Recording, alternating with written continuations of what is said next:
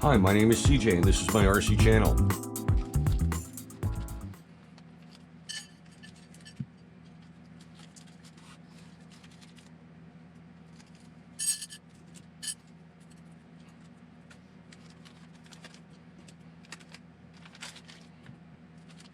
Oh hey, wait a second. Looks like they've given us 4 sets of springs. We got 2 sets of red and 2 sets of green. Very nice. That's rare. In fact, I've never seen a kit give me more than a single set of springs. I'm guessing the red is the softer pair. They look like they are slightly thinner metal. Oops. Oh. Damn.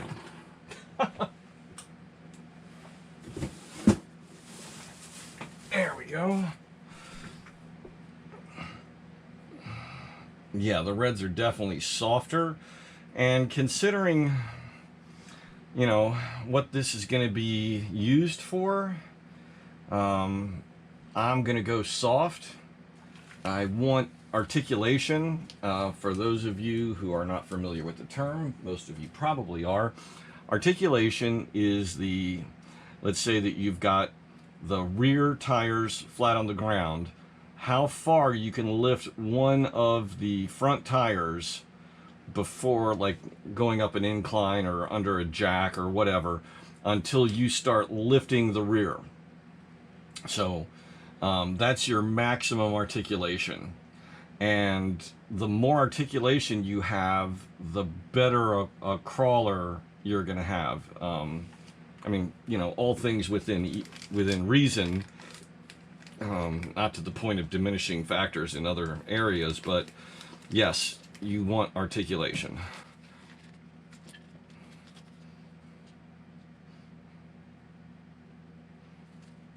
So if the springs are too stiff, as that front wheel rises, the rear wheel is going to come up off the ground with it. So softer springs.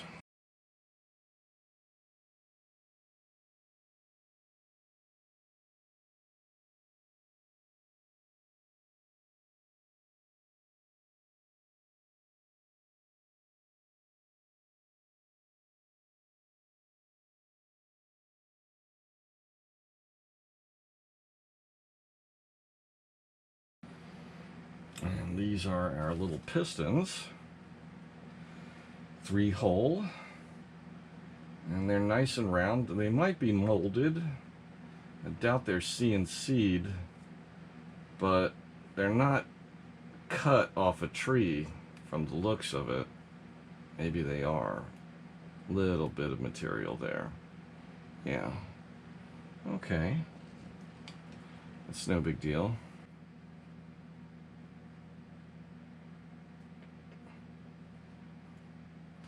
Let's check the rest of them. That's nice and smooth all the way around. That's good.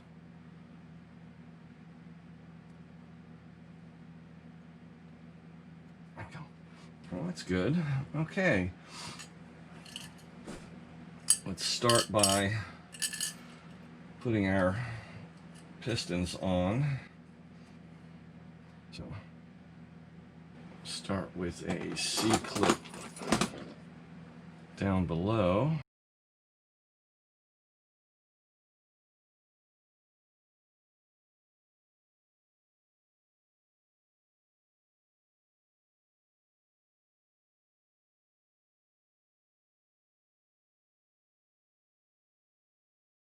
There we go. Always rotate them to make sure that they're seated. It's not going to come back out on you.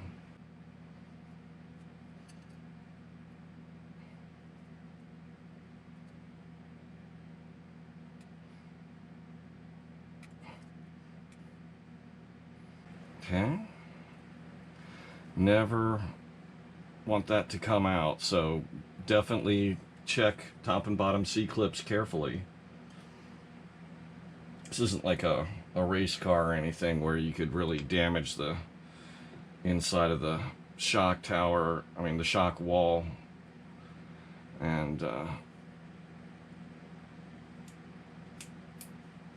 have all kinds of other problems, but still, it's not something you want to have happen.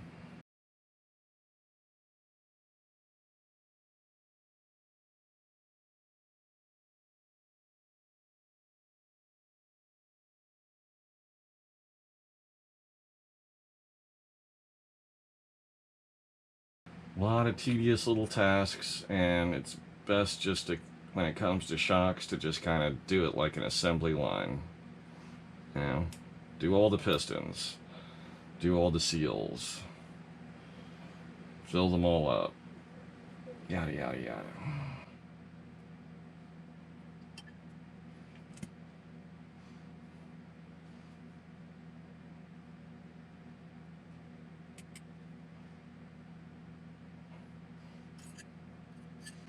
Looks like they've given us an extra C-clip. I think that was just because one was stuck to the other one. Because I noticed that when I picked up that last C-clip, there was one stuck to it. No big deal either way.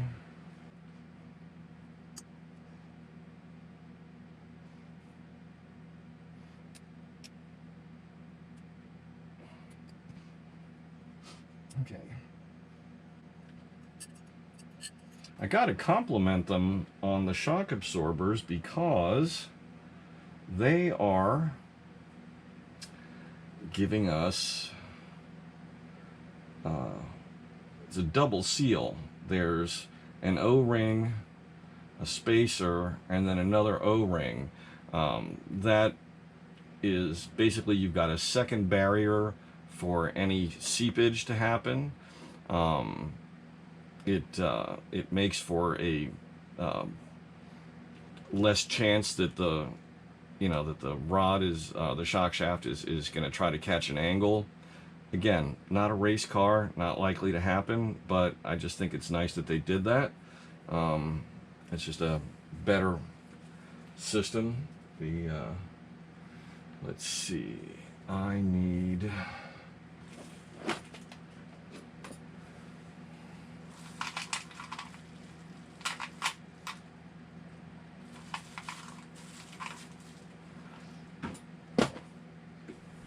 shock seal lube. If I had to, I was going to use this, the 1-Up Blue, really good O-ring grease, and expensive.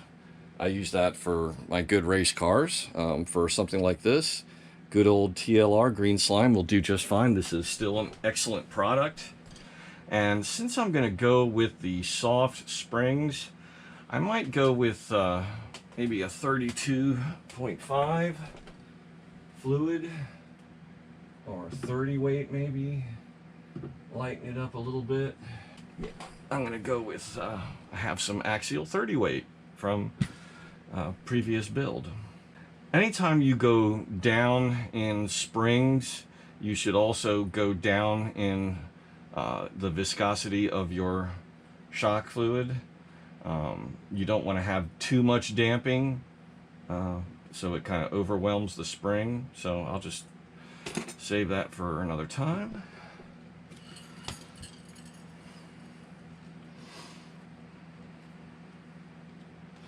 So I've got a lot of videos that talk about shock building, but I'm going to go ahead and give you guys the rundown anyway.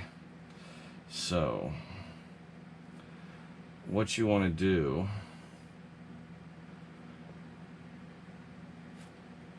is make sure you've got plenty of this on here. You can always, it's, you know, so a lot of it's going to push out anyway when you slide the shock shaft through.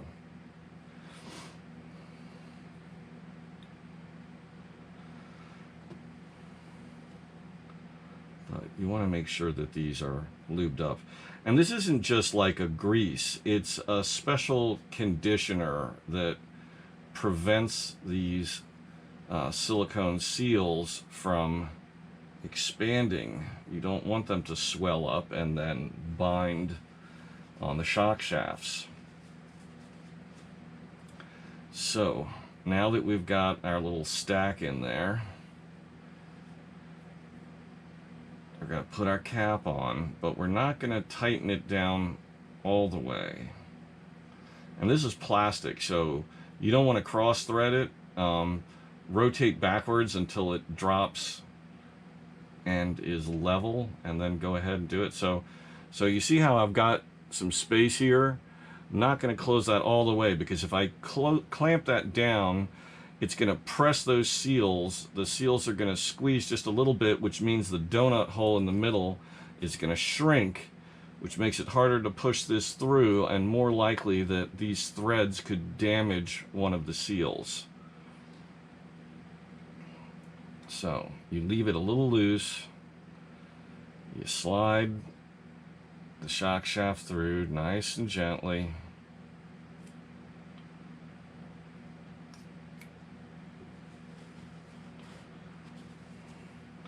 And now we can tighten that up. And I wonder if these are going to fit in any of these holes without dropping through. No, it fits great.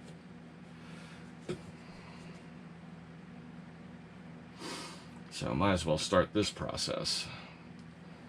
And I will show you what you should do here.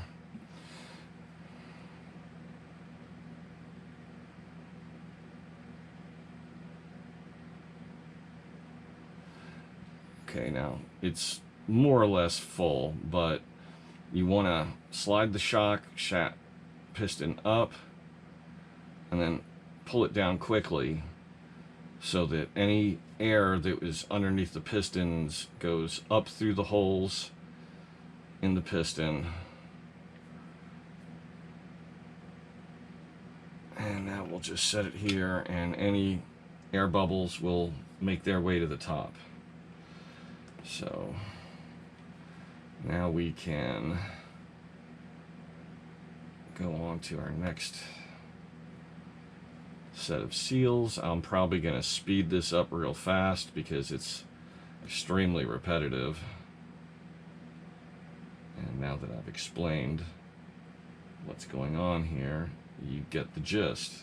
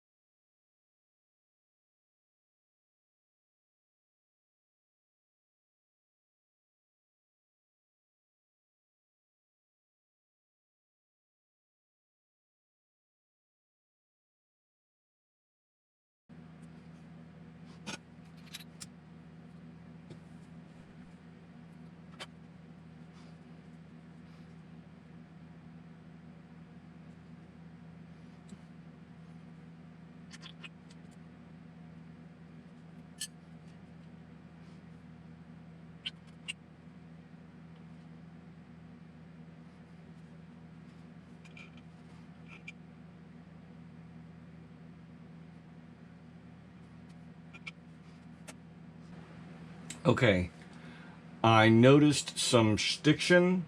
In other words, the shock shaft was not sliding smoothly. It was binding and stopping, and it was taking an inordinate amount of pressure to get it into motion.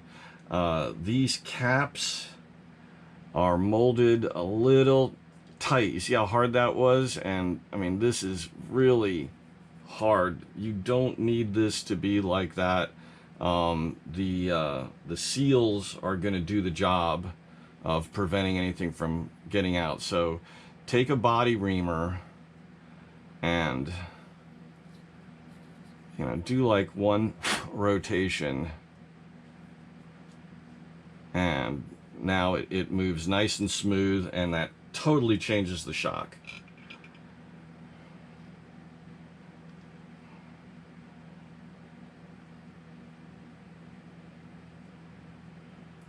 So now shock moves up and down much more easily. That's what we want.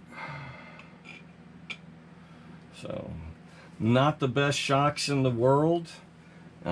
Maybe something to upgrade at some point. But not a rush item. We'll see how it goes.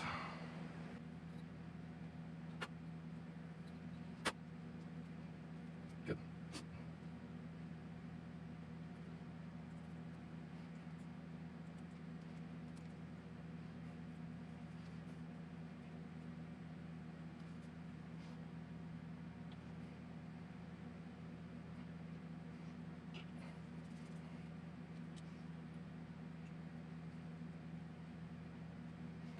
In the beginning, when I said they gave us extra O-rings, I was assuming that they were only using one, and it was really nice to see that they use 2 per shock. So there are no extras.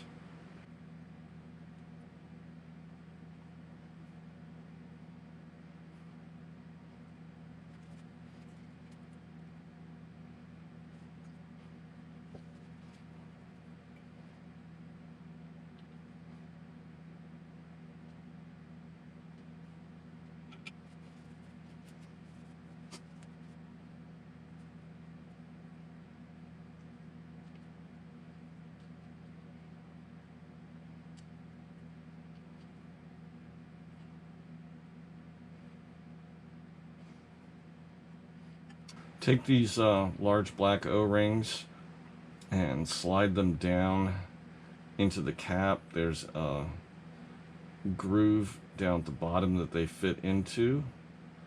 Make sure that they are seated all the way down. If you see like a lump or a hump, use something soft or, you know, not sharp like the end of this wrench to push down on it.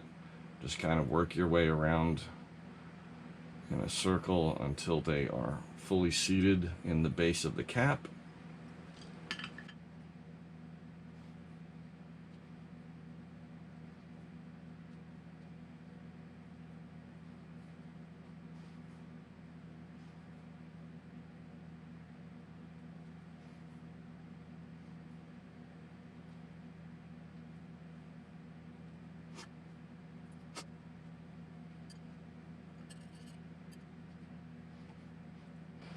Okay, I'm just gonna, since these are not metal caps and the holes are not threaded, I'm just gonna go ahead and run a screw in and out of them to cut some threads in. That'll make it easier to seal the shock once we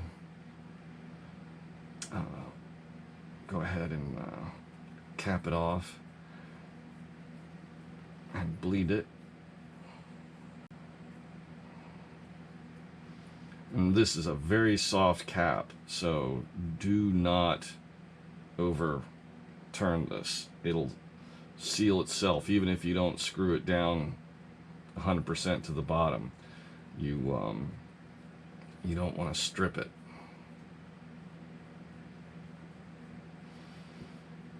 Because then you won't get a seal. This step isn't necessary, just something I'm doing because it'll make it easier than trying to cut these threads when there's fluid everywhere, because it's going to happen. So let's take our first shock. Let's just make sure it's totally full. So I'm going to screw down the preload a little bit to make sure that the cap doesn't bottom out there.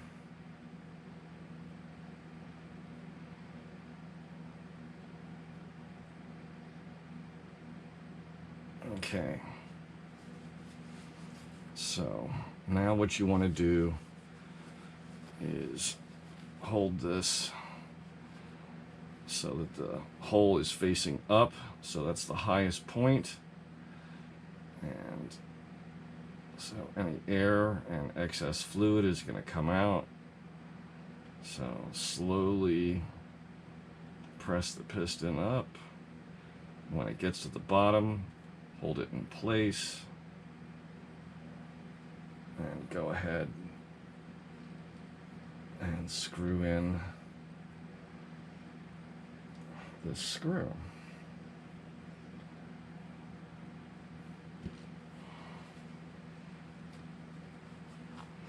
And I'll be cleaning these off with some motor spray later, but now we have our shock. Teeny bit of rebound. That's just fine.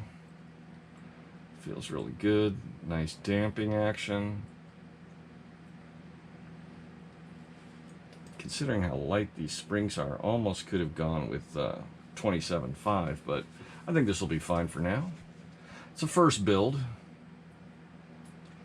We'll be changing things around. Might even go with a softer set of springs than the reds.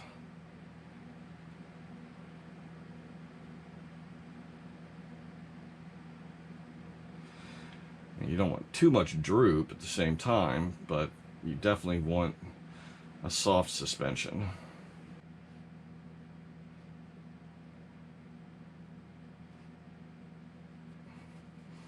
Now, before you start bleeding, get a screw onto the end of your wrench, because you want to seal this shock up as soon as you bleed it. So again, we're just holding it so the hole is the highest point, and slowly compressing the piston, bleeding excess fluid and any air bubbles.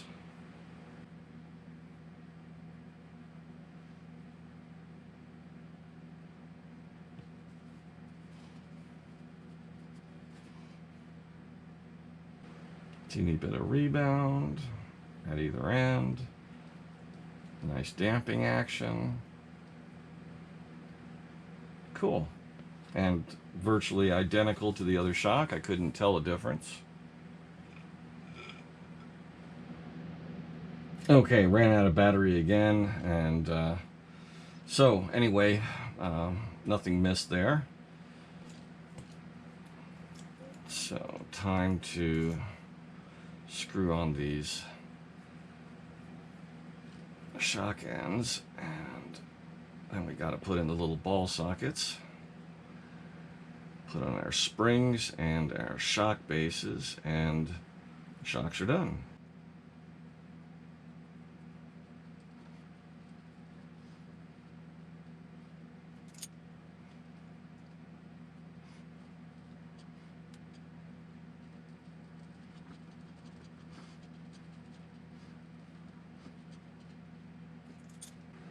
Okay, wow. That stuff, these little wrenches are brutal. And they work great. I like this style, but you would think that they would make a handle that's a little easier on the flesh.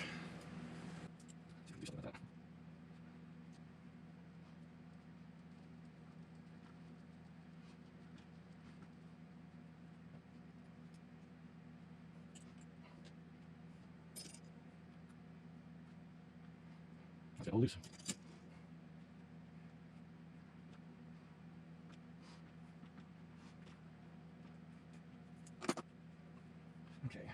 So these guys go through the bottom eyelets. And then these that have standoffs built into them go in the top of the shock shafts. So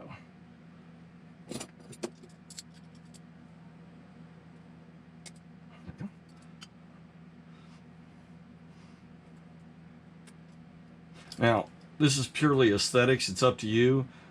If you notice how I'm doing this, I'm setting them up so that the screws are going to point in the same direction when these are mounted to the vehicle on either side.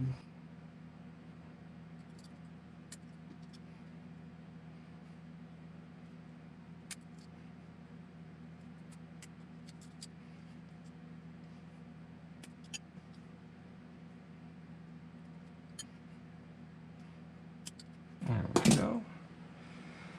So let's go ahead and just run the preload up to the top on all of them.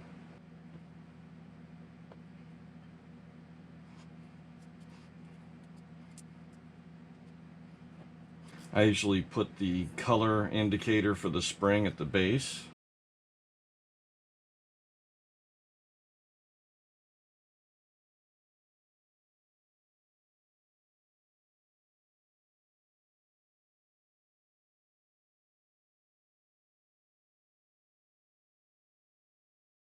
Don't try to close this gap, just snug it down so it's not going anywhere. It's not going to ride up anyway. It's not really necessary to have these screws, but you know, the spring cups are designed to have the screws, and we have them, so we might as well put them in.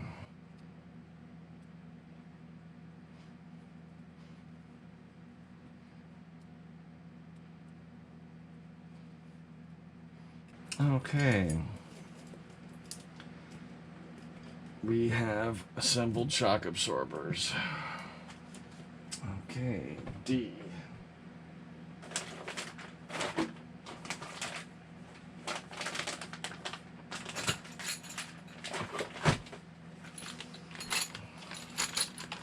Heavy bag.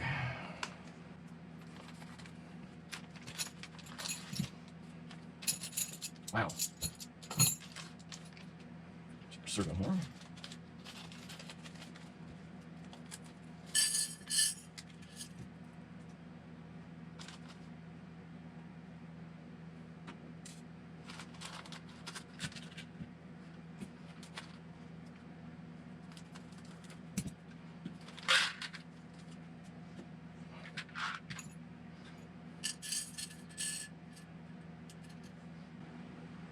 Okay, 25 should be, I believe that's servo's 25.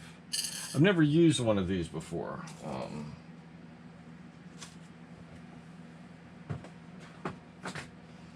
This is my first time running an EcoPower.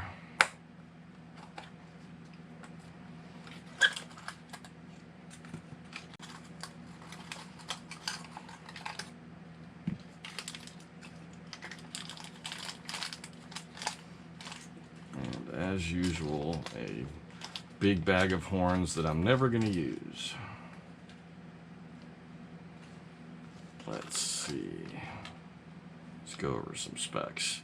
It's got a good voltage range, 4.8 to 7.4 volts, so I can run the voltage right up and get some max torque out of it.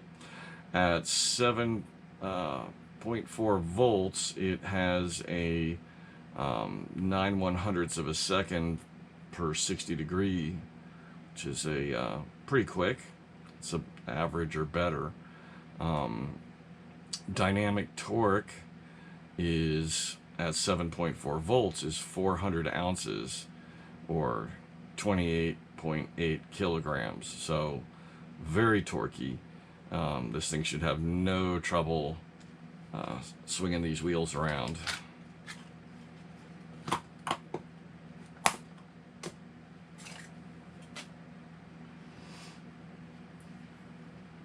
Oh, and tooth. 25 tooth. which seems to be standard these days.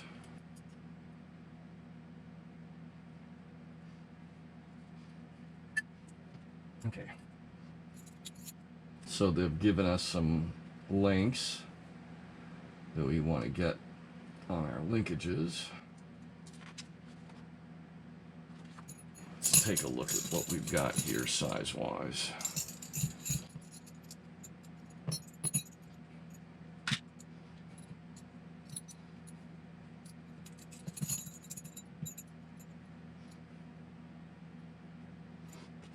Okay, we are done with this too.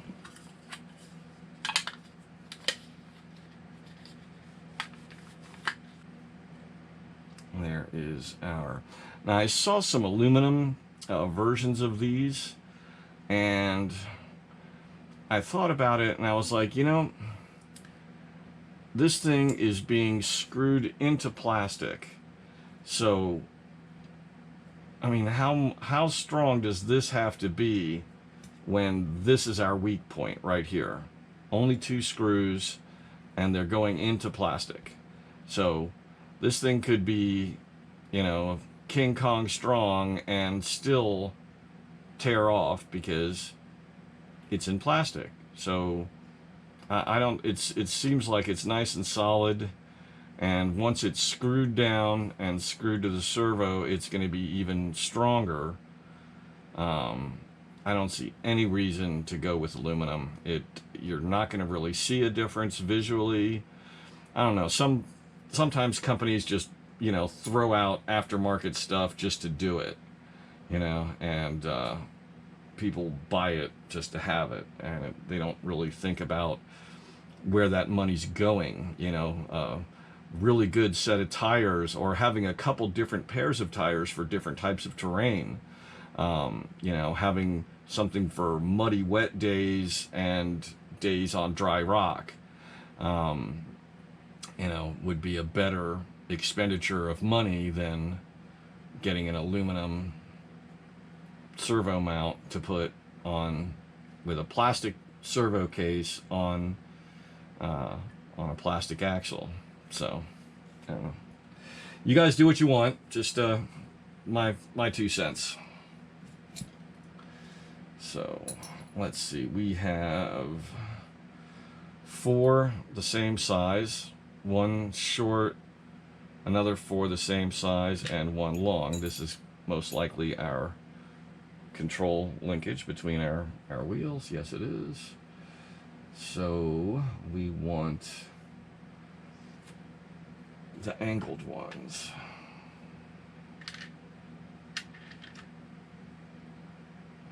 Now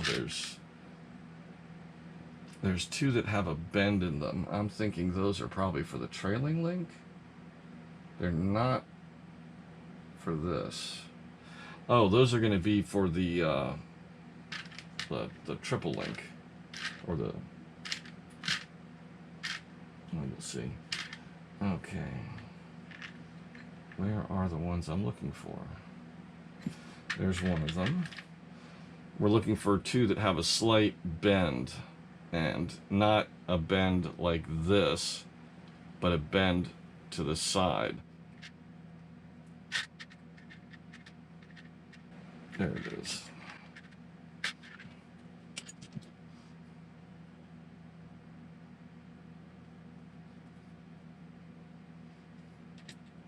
I really like the way they did this. They've given us turnbuckles, and they put a hole in the center, so we can, instead of having a hexagon on here, which would look ugly compared to the nice straight bar, they gave us a hole.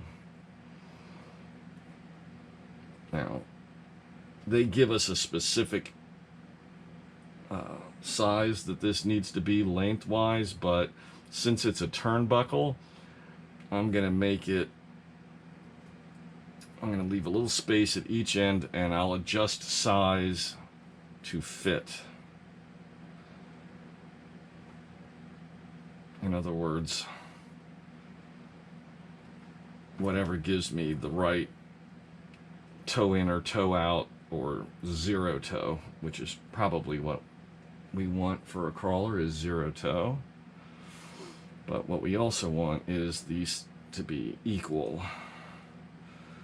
And that looks pretty good. Okay, so now I'm guessing our single smallest one is probably the one they want for this. And that just uses standard ends. No bend, just flat. That's those are 2 of them.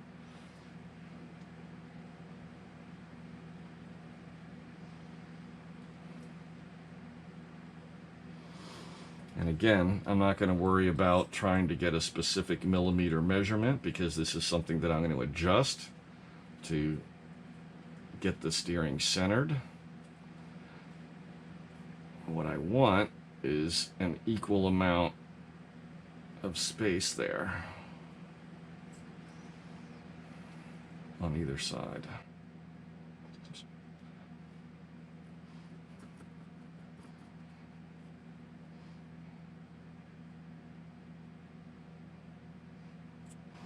And 1 horizontal, 1 vertical.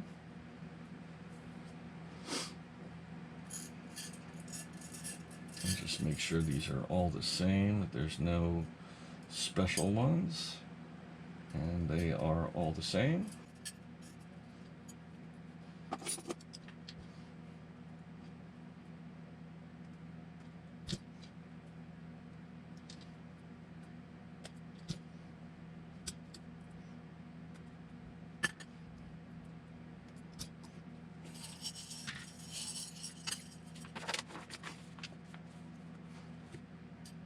Okay, so we need 1 long one,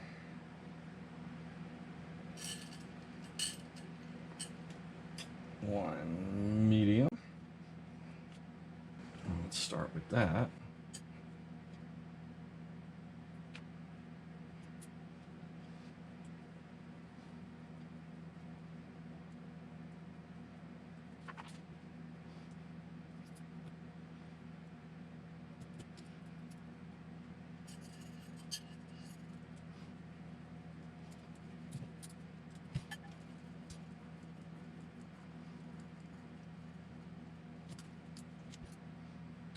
See, is there a front and a back? And there is. The side with the little angle to it, right there and right there, that's the back. The front comes straight down to the edge there. And what we need here are the only countersunk screws. Now, here's another reason for not buying aluminum. Look at how little this screw is. And that's going into plastic. So you've got your big aluminum, you know, polished, anodized servo mount, and it's being anchored by a whole 8 millimeters, several of which is going through the aluminum mount itself. So let's just say 7 millimeters of actual threads going into plastic, and you're worried about having an aluminum mount being strong enough. I just...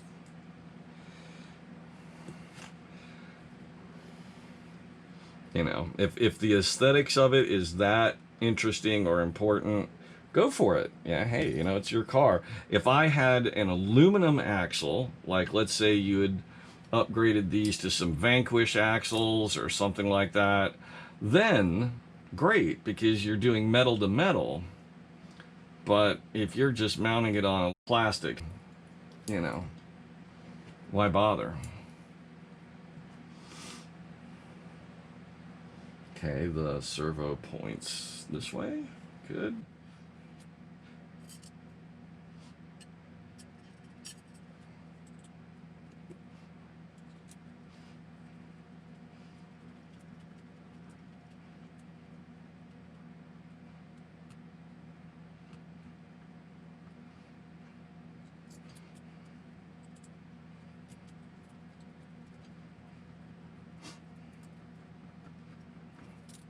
I hope I did a good choice with this Echo Servo or Eco. I didn't want to spend, you know, $150 on a metal case servo with enough torque to lift my car, and I don't mean this one. It just didn't seem worthwhile for the cost of the kit to put that expensive a servo on it. Plus, I was, you know, there were other things I wanted to buy. I wanted to put in the budget. I thought about going with good old Savox. I've certainly used enough of those in the past. Most of my cars have a Savox in them. But the price on these was really nice. They're decent reviews. They're supposed to be, you know, thoroughly waterproof as far as waterproofing goes. And I thought I'd give them a try.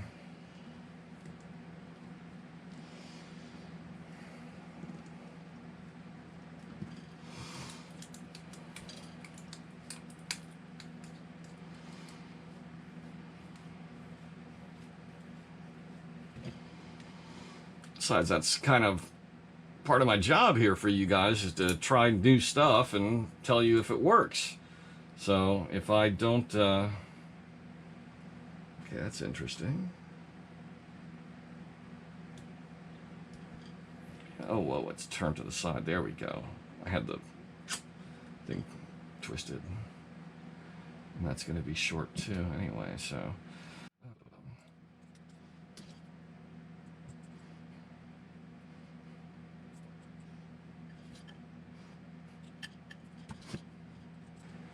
I'm just making an adjustment to this control rod here.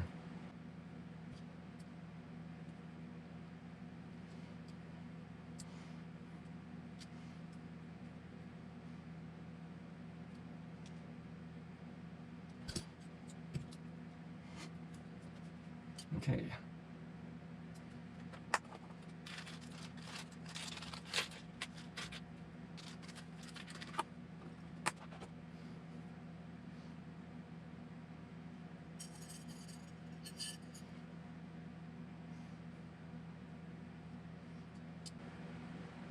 That's going to do just fine. Okay, first I need to center the servo. Good old servo tester.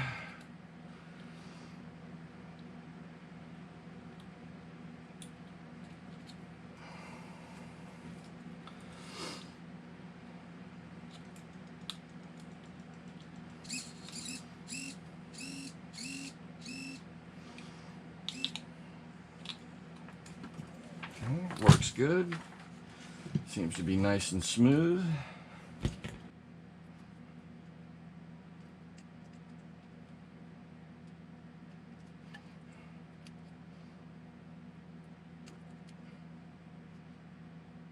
I have the right one there? Oh, that one pretty clearly says 23.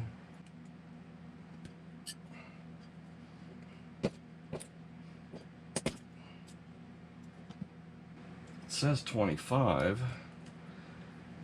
but it really doesn't want to fit on there. No, that just doesn't work. Yeah, that's stamped 25. Okay. Let me see what I got.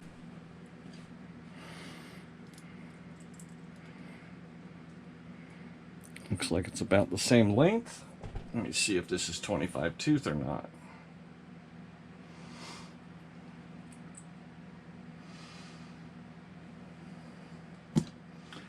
Indeed it is. Isn't that special?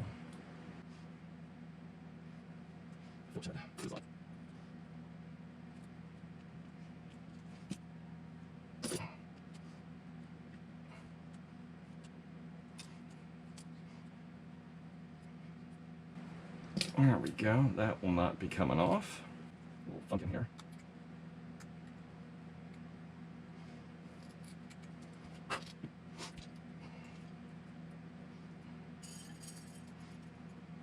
Okay, that's going to be too big. Let's see what I've got.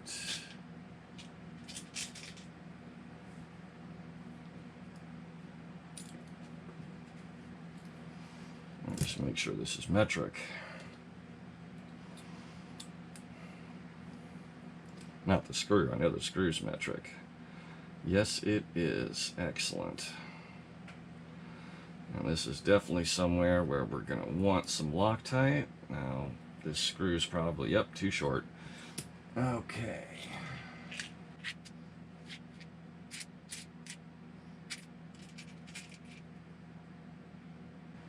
That should do. Stainless steel never hurt anybody. Perfect.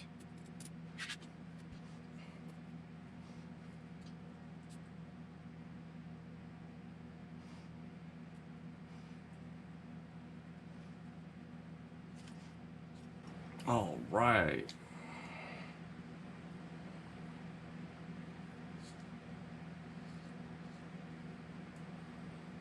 That is slick. Okay, so let's see. I go in the right direction.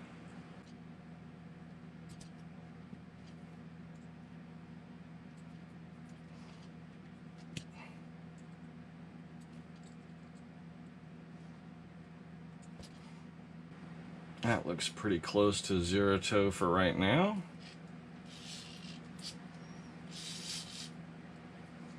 Love it. Love it. This kit is just coming together fast.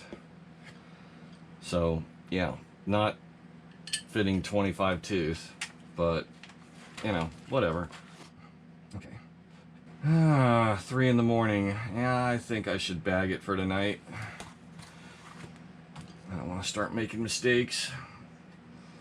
Okay, so far, no real problems other than, you know, a control horn that's not very well molded. No big deal. Let's see. 2 axles, 4 shocks, servo installed, and well on our way. I hope you enjoyed this video. Please click like and please subscribe to my channel.